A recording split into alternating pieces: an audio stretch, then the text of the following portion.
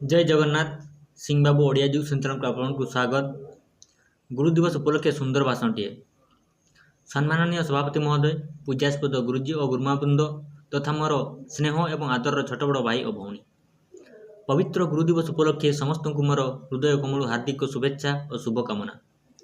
आपण मैंने समस्त जानते आज हूँ सेप्टेम्बर 5 तारीख, जो दिन को समग्र देश में गुरु दिवस रूपे पालन कर एहीपरि एक शुभ मुहूर्त में मत किसी कहबार सुजोग देइथिबारु मोर श्रेणी शिक्षकों को धन्यवाद जणाइबा सह मु निजकु धन्य मन करुछि।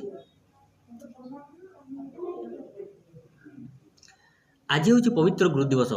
गुरु शब्दटी शुणा अत्यंत छोट, दुईटी अक्षर मिलन मात्र, किंतु गुरु प्रत्येक व्यक्ति जीवन में एक महत्वपूर्ण भूमिका ग्रहण करथांती।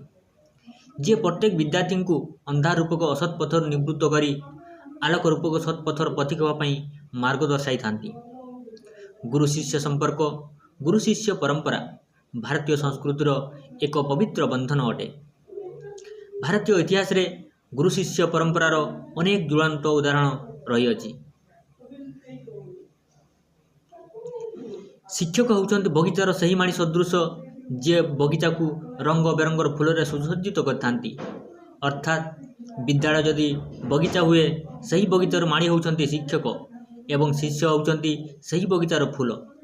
फूलर रंग होउची विद्यार्थी को उज्जवल भविष्य, अर्थात किए कौन हम ए संसार में जी जो पदवी रे थांतु ना कहीं सी डाक्तर हुंतु कि पुलिस हुंतु कि कौन सफल व्यक्ति हुंतु, प्रत्येक जीवन में शिक्षकों भूमिका अत्यंत गुरुत्वपूर्ण। तेणु कथार अच्छी सद्गुरु जब मारे गईठा अंधार घरे जड़े बैठा। पुणी कविदास कहते गुरु गोविंद दो खड़े काकिया लागू पाए, बल्हारी गुरु अपने गोविंद दिए मिलाए। अर्थात जेतेबेले गुरु एवं भगवान दुई जन जाक आपण को सम्मुख छेड़ाई तो आपण सर्वप्रथम क्या प्रणाम करेंगे ना गुरु को, कारण गुरु ही आपण को गोविंद अर्थात भगवान पाखक को पहुँचापी मार्ग दर्शाई था। गुरु महान अटंती, तेणु गुरु को ही प्रथम प्रणाम करने उचित।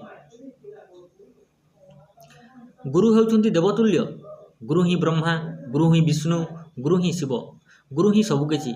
तेणु सर्वप्रथम गुरु को प्रणाम करने उचित। तेणु संस्कृत में कहुई गुरु ब्रह्मा गुरु विष्णु गुरुदेव महेश्वर गुरु साक्षात परम ब्रह्म तस्मै श्री गुरवे नमः। शिक्षकों को सम्मानित करने कौन सी दिन आवश्यकता नहीं, कारण शिक्षक चिर पूजनीय चिर सम्मानित। तथापि अनेक देश में शिक्षकों को सम्मानित करने एक विशेष दिवस घोषणा करपरिक भारत में गुरु दिवस प्रतिवर्ष सेप्टेम्बर मास 5 तारीख में पालन कराए। यही दिनटी हूँ डॉक्टर सर्वपल्ली राधाकृष्ण जन्मतिथि। मांट्रास निकटवर्ती तिरुत्ताणी गाँ, से गाँव गोटे गरीब बालकर जन्मदिन आज विश्व इतिहास रे गुरु दिवस। से वीरस्वामी पुरोहित पुओ विश्वर सर्वश्रेष्ठ दार्शनिक, से गुरु नुहति गुरुणांग गुरु, भारत माटी ही गुरु माटीर गुरु राधाकृष्ण। डॉक्टर सर्वपल्ली राधाकृष्ण शिक्षा प्रति भारी रुचि थिला। से कहती कि शिक्षक बिना जड़े व्यक्ति लक्ष्य स्थल पहुँचवा संभव नुहे। जड़े उत्तम शिक्षक शिक्षार्थी को बाधाविघ्न सामना करने प्रस्तुत करें, जहाँफल शिक्षार्थी उज्जवल भविष्य गढ़ा समर्थ होता है।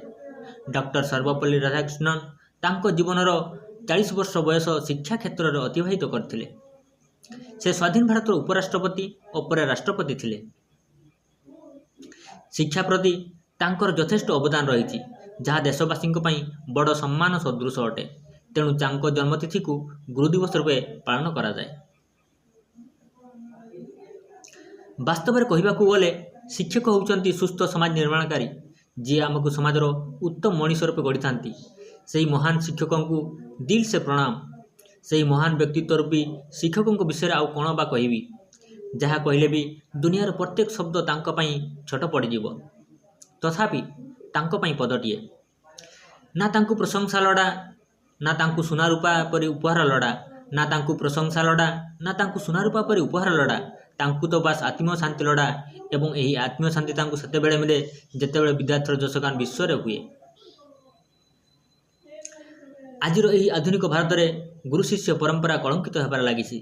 तेणु विद्यार्थी एवं शिक्षक ଏହାର ମହତ୍ତ୍ୱକୁ ବୁଝି ସୁସ୍ଥ ସମାଜଟେ ଗଢ଼ିବା ପାଇଁ ସହଯୋଗ ପ୍ରଦାନ କରିବେ। ଗୁରୁ ଶିଷ୍ୟ ପରମ୍ପରା ଯେପରି ପ୍ରଶ୍ନଚିହ୍ନ ନ ଲାଗେ ସେଥିପ୍ରତି ଯଥେଷ୍ଟ ସଚେତନ ହେବା ଆମର କର୍ତ୍ତବ୍ୟ। ଏତିକି କହି ମୁଁ ମୋର ବକ୍ତବ୍ୟ ଶେଷ କରୁଛି। ଥ୍ୟାଙ୍କ ୟୁ, ଧନ୍ୟବାଦ।